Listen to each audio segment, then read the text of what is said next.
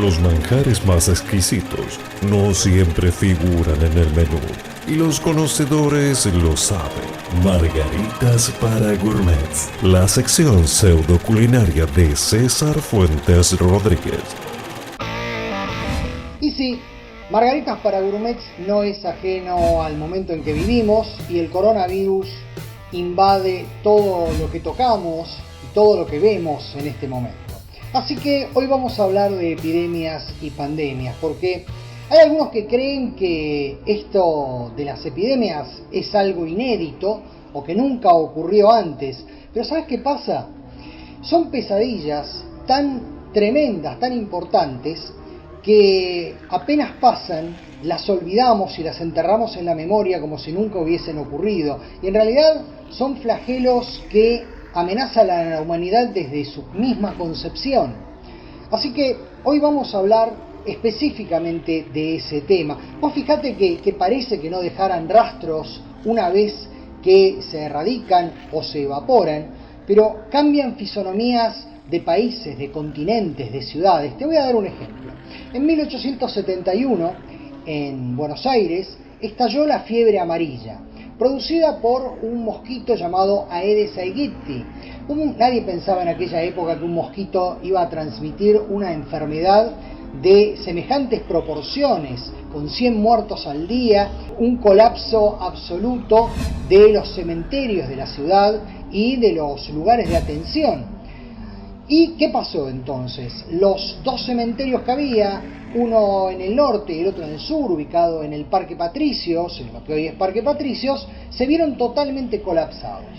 El gobierno de aquel entonces tomó una medida desesperada, que era construir un ferrocarril que fuera desde el lugar donde se había creado una estación para depositar los cadáveres, es lo que hoy sería la calle Corrientes y Jean Lloré, antes se llamaba Bermejo, Jean Lloré, y como ningún carretero quería llevar a las víctimas de la fiebre amarilla que caían por todos lados, y tampoco el sistema de tranvías podía hacerlo, en 30 días lograron poner un tren en movimiento que fuera hacia otro lado, y además de eso lograron, con este tren de los muertos, crear un nuevo cementerio.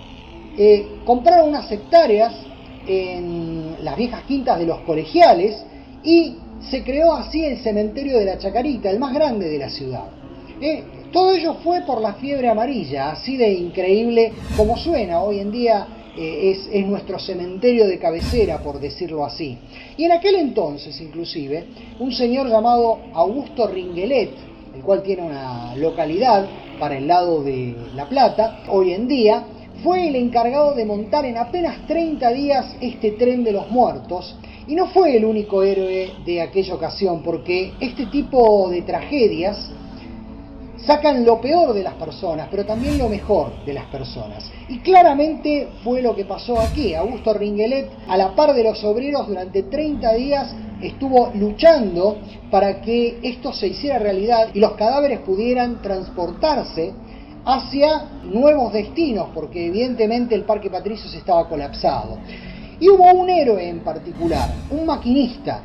Hay una localidad cerca de Florencio Varela, o en el partido de Florencio Varela, mejor dicho, que se llama Ingeniero Allan, Ingeniero Juan Allan. Bueno, en realidad era John Allan, que fue el primer maquinista que unos 20 años antes había montado la Porteña y había llevado aquella locomotora por primera vez. Bueno, ese mismo tipo, un británico, se hizo cargo del traslado de los muertos en la misma Porteña para crear este puente hacia el nuevo destino de los cadáveres, digamos así.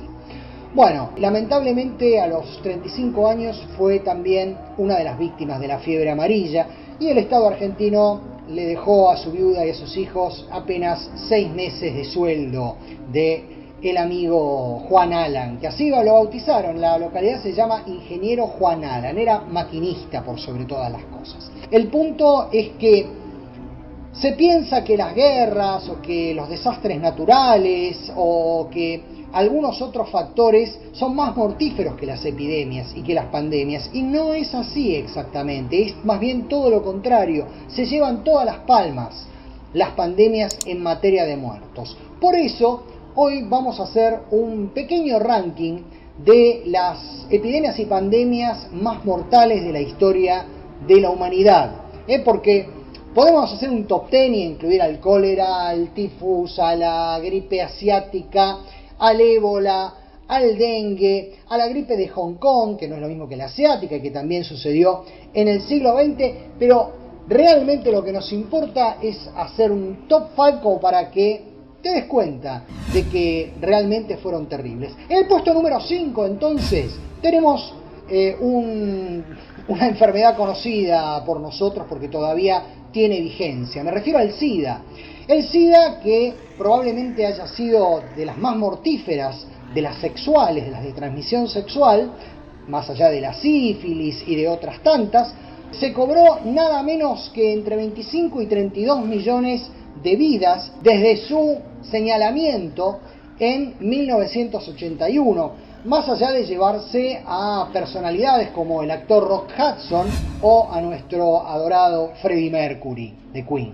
En el cuarto lugar está una de las más famosas, la peste bubónica, la mors nigra, la peste negra, una verdadera enfermedad espantosa que tuvo mucho que ver con la Edad Media y que se prolongó mucho en el tiempo, de ahí su enorme cantidad de muertos, que en algún momento llegó a ser 1/3 de la población europea. No es poca cosa, francamente, y que a lo largo de la historia fue cobrándose más y más vidas. Eso sí, alentado por la falta de higiene de la Edad Media, por la estupidez religiosa que se negaba a estudiar y que encima se le atribuía a los judíos la culpa de la existencia de la peste negra. Con el tiempo se supo que en realidad vino de Manchuria, de Mongolia, digamos más hacia el centro de Asia, que llegó a través de las caravanas de camellos y que luego llegó a Europa a través de los puertos, de los barcos, porque las ratas viajaban en los barcos, las pulgas que tenían las ratas picaban y transmitían la enfermedad, y de esa manera en Europa, donde las condiciones de higiene francamente no eran muy buenas y las condiciones económicas ni hablemos, una pesadilla desde el feudalismo en adelante, hicieron posible que se extendiera. De ahí viene la palabra cuarentena. ¿Cómo es el tema de la cuarentena? En Venecia, en algún momento, algunos iluminados se dieron cuenta de que la peste bajaba de los barcos. Entonces dijeron, no baja nadie más de un buque hasta que sepamos qué pasa realmente. Y al principio fueron 30 días y después le añadieron 10 más. Y de ahí viene la palabra cuarentena, 40 días. Bien, una vez que tenés este panorama te das cuenta que las medidas más efectivas siempre tienen que ver con el aislamiento. Y algunos se los tomaron muy en serio, pero valió la pena. Hoy en día el coronavirus tiene uno de sus mayores epicentros, o uno de los lugares donde más se extendió primeramente, fue en Milán. Bueno, la ciudad de Milán, en otros tiempos, tuvo la suerte de permanecer prácticamente intacta, porque las autoridades del lugar rápidamente emparedaron 3 casas en donde se había dado un brote de peste negra. ¿Sí? Emparedaron con enfermos y con no enfermos adentro. Y esta drástica medida parece que salvó a la ciudad allá por el 1300. Y también se salvó Polonia, porque el rey Casimiro el Grande ordenó el cierre inmediato de las fronteras. Y eso también parece que preservó a Cracovia y a parte de Polonia de lo que era un contagio seguro. O sea, no solamente se trata de una enfermedad horrorosa, porque lo que creaba era bubas, es decir, manchas negras de las que salían pústulas espantosas que encima cuando explotaban lanzaban un olor hediondo horrible y que además se daban en lugares claves como bajo las axilas, detrás de las orejas, en los ganglios, en las ingles, es decir, tremendas papas con color oscuro, azul o azulado o negro, y además de eso las bubas, que eran estas pústulas, estas ampollas gigantescas. O sea, date cuenta que la peste bubónica era algo horroroso de ver, no solamente del contagio y de lo que tenía que ver con la transmisión y la mortalidad, porque la mortalidad es muy discutida, pero 1/3 de Europa es muchísimo. Vamos a la tercera. La tercera tiene una historia muy interesante, es la gripe española. Fue en 1918 y fue como un relámpago. En 7 meses se cobró 5 veces más muertos que lo que provocó la Primera Guerra Mundial. Y el tema es que se ocultó durante cierto tiempo este flagelo y solamente en España se declaró y se denunció que existía esta violenta epidemia. Y por eso, hasta el día de hoy, lleva ese nombre, el nombre de gripe española, esta enfermedad. Bueno, fue erradicada en su momento, se evaporó, digamos, en tiempo récord, pero, digamos, quedó como tercera en el ranking, porque en la segunda en el ranking es una enfermedad que hoy en día no tomaríamos demasiado en cuenta. Se trata del sarampión. Sarampión, que es algo como de chicos, que ya está superado. Y pensás que estuvo con nosotros 3.000 años, hace 3.000 años que existe el sarampión, o que por lo menos registramos su existencia. ¿Qué fue lo que eliminó el sarampión? Fueron las vacunas. No fue ninguna otra cosa. Cuando te encuentres por ahí algún idiota, algún retardado mental que te hable mal de las vacunas, recordale esto, o si querés, recordale a nuestro puesto número 1, el número 1, la enfermedad que más personas mató en la historia de la humanidad, nada menos que la viruela.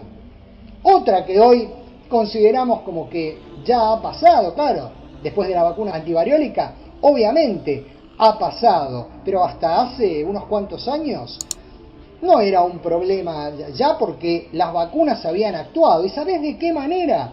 Bueno, un señor llamado Edward Jenner, británico él, ¿no?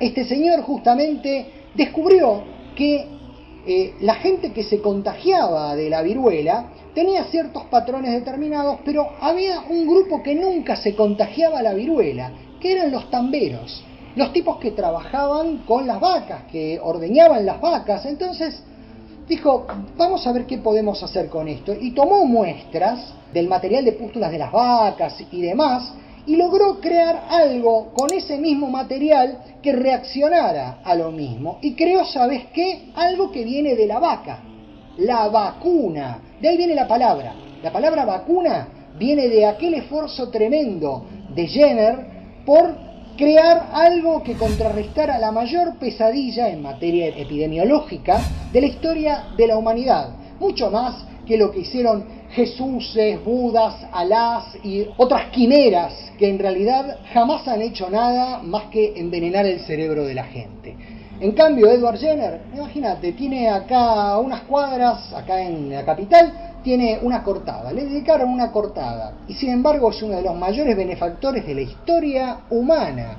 Así es como se premia a los grandes héroes de esta historia, quizás porque esos grandes héroes no tienen aspiraciones de que los adoren a lo largo de los siglos, sino que aspiran a que las pesadillas que están ahí presentes simplemente se desvanezcan para nosotros. Así que, sea como sea, en algún momento el coronavirus se va a ir, no sabemos con cuántas víctimas, pero en algún momento se va a ir del todo, y en ese momento nos vamos a olvidar completamente, incluso nos vamos a olvidar de lo que lucharon los médicos por crear la vacuna y de lo que hicieron tantos otros por tratar de evitar que se expanda el mal. Pero olvidar a veces no está bueno, porque acordate, las epidemias están con nosotros desde el principio de la humanidad y seguramente van a estar siempre, porque los virus siguen mutando, la naturaleza se abre paso y sigue su curso, y lo único que tenemos para defendernos es nuestra capacidad de cooperación y la ciencia. No hay otra cosa. Decíselo cada vez que puedas a un antivacunas para que lo entienda. Y me despido con una frase que le dijo el pescador a su hijo. Hijo, miente el cura que te diga que tu madre era una mujer devota, porque si alguna vez fue a misa, fue en sandalias. Gente, Nos vemos la próxima cuarentena mediante.